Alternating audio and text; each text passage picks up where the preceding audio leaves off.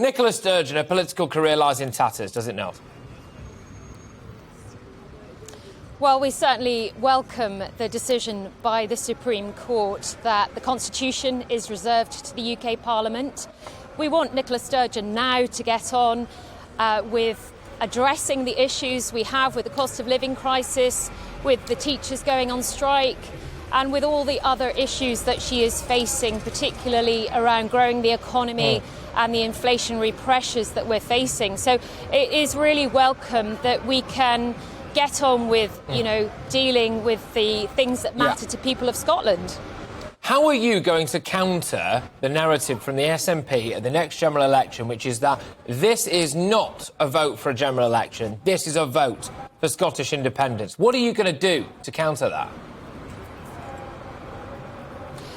Well, personally, I think it's irresponsible that Nicola Sturgeon wants to hold a de facto independence referendum as her mandate for a general election. I think that it's important, as I said, that she gets on with running the country.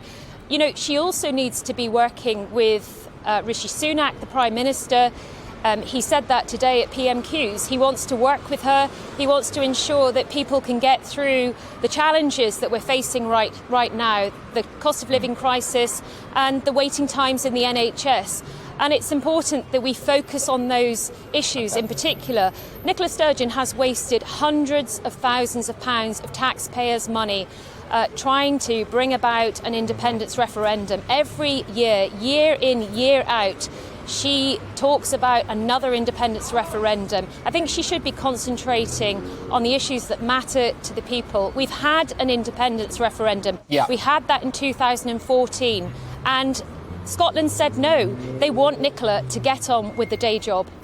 Yes, indeed. She's starting to sound like a broken record, won by Elton John, perhaps. But let's just have a quick look through now some of the figures, OK, I want to break down. Stay on the line for me there, because we'll go back to you in a second. So the UK government gives the Scottish government around £41 billion per year. So let's just put this into a bit more context. Devolved powers mean for every £100 per person that the UK government spends in England, the Scottish government will receive around £126 per Scot. They also are benefiting when it comes to public spending. During the 2021 to 2022 financial year, Scotland generated almost 74 billion quid in tax revenue, which includes North Sea oil, by the way. Yet they benefited from more than £97 billion in public spending. This means they're estimated to have received 23.7 billion quid extra in public spending because they are part of the UK.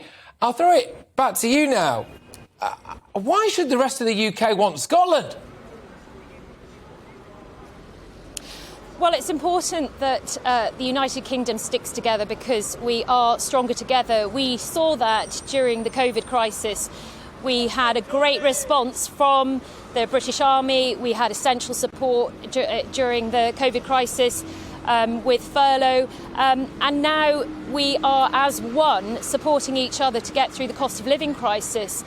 Yes, it's important that we stick together, and that I very much believe that the benefits to Scotland of the largest block grant ever that we've seen is going to allow Nicola Sturgeon to make the choices that she needs to deal with the crisis that she faces in the NHS and with the teachers on strike.